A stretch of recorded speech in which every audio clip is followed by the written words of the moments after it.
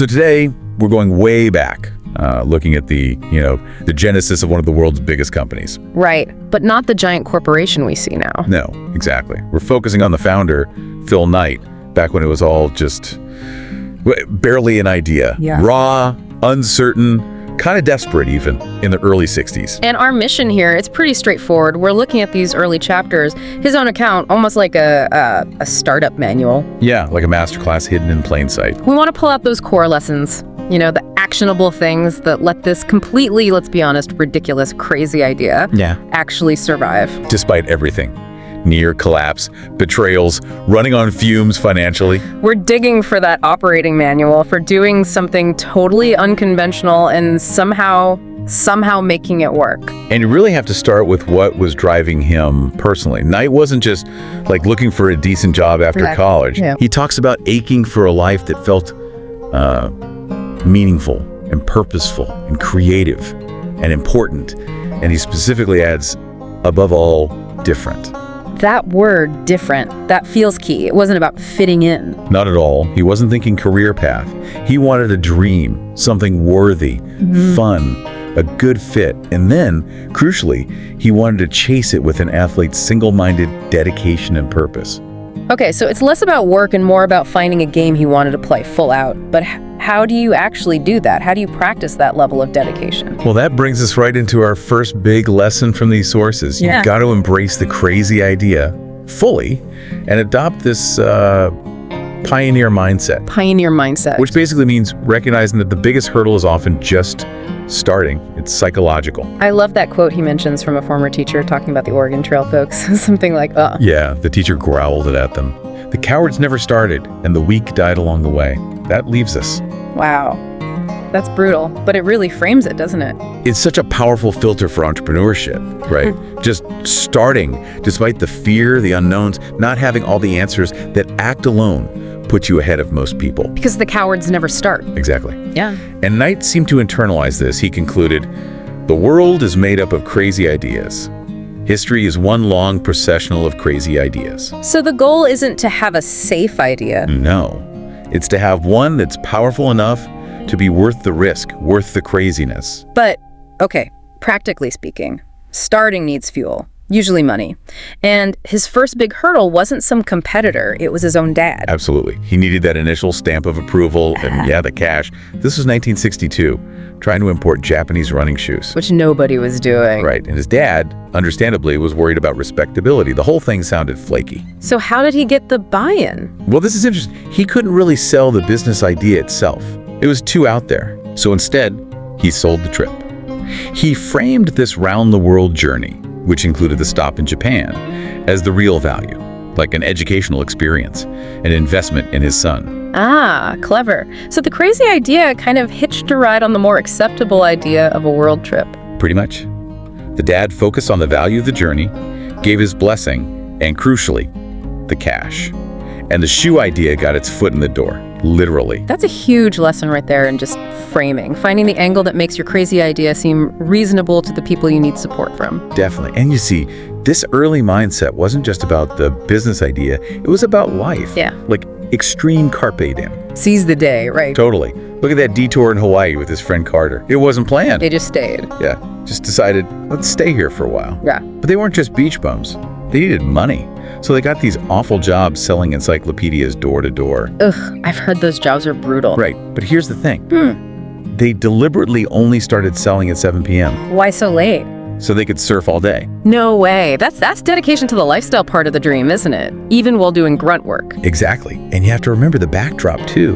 This was right around the Cuban Missile Crisis. Oh, wow. Yeah. Knight literally felt like the world was Pompeii and the volcano was already spitting ash. Yeah. There was this sense that everything could just end. So if the world might end tomorrow, You better start chasing that dream today. Don't wait.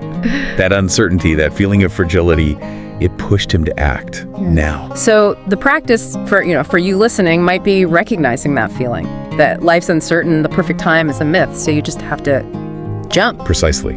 Use that inherent uncertainty as fuel, not as a reason to freeze. Okay, so he starts. He gets the initial go-ahead. This is where things get really wild. wild, right? Yeah. The moment the company, Blue Ribbon Sports it was called then. Yes, Blue Ribbon. The moment it actually launches, the chaos just erupts, which leads us into lesson 2. Persistence over perfection, driven by belief.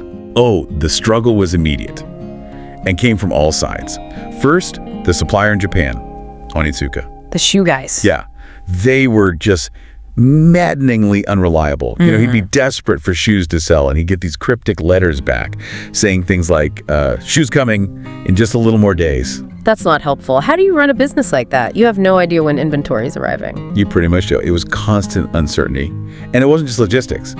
Almost immediately, there was betrayal. Betrayal. He gets this letter. He calls it a dreadful letter. Some other guy in the U.S., a wrestling coach from Manhasset. The Marlboro Man. Right, that's the one. This guy pops up claiming he has the exclusive U.S. distribution rights from Onitsuka. What?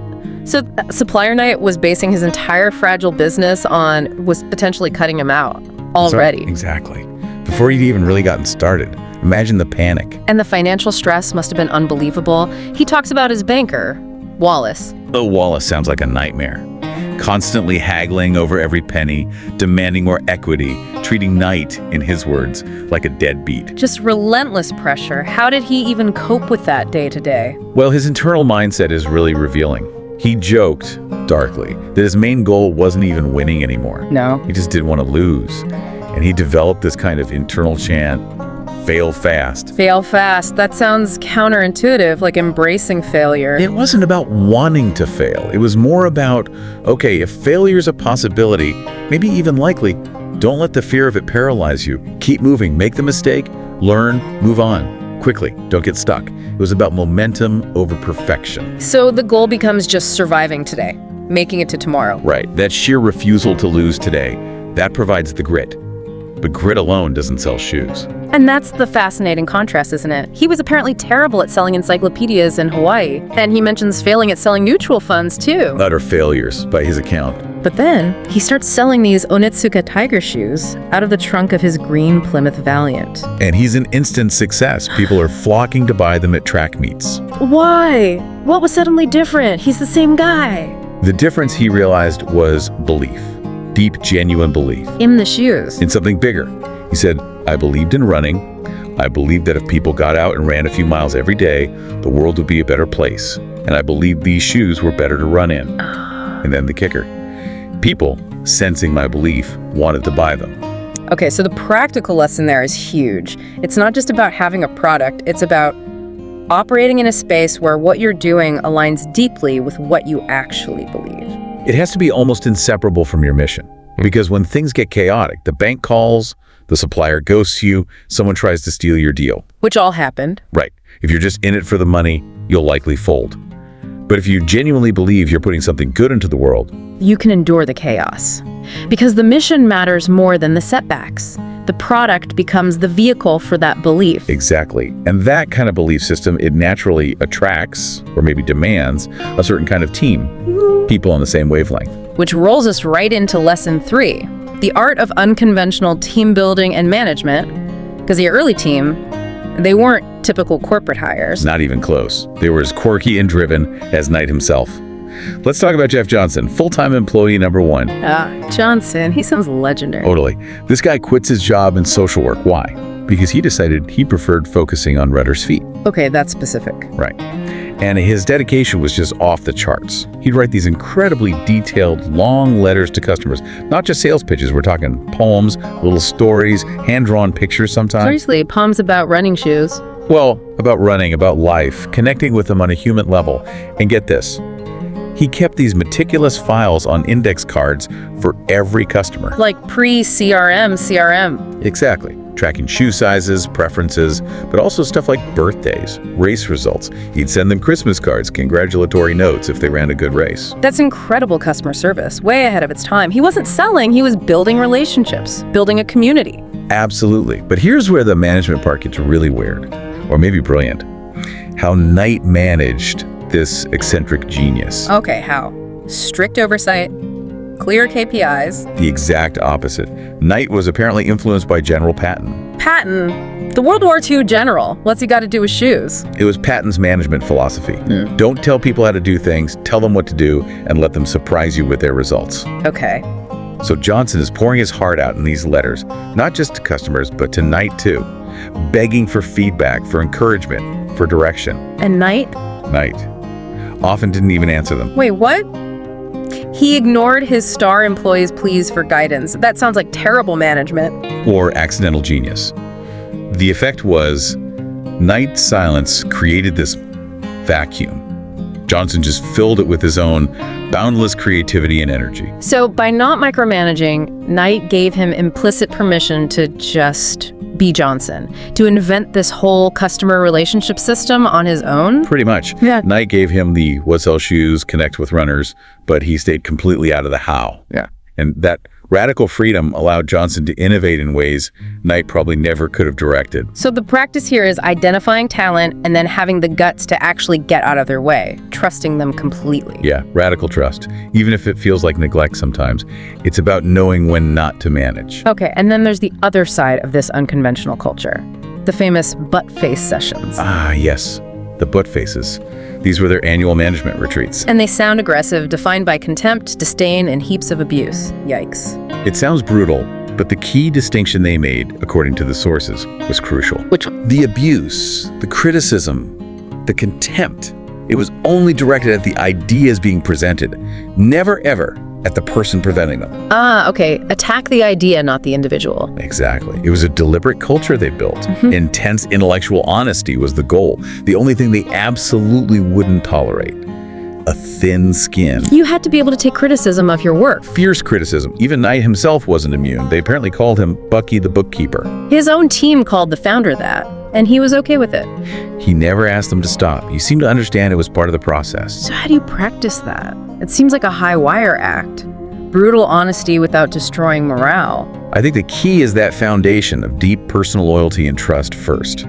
If everyone knows, fundamentally, that they're respected and valued as people, Then they can handle having their ideas ripped apart. Because it's not personal. right, it becomes a really effective, if maybe abrasive way to pressure test strategies and solve problems.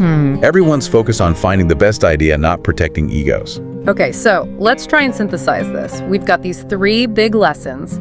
Start the crazy idea, fuel it with belief, and build trust with unconventional management.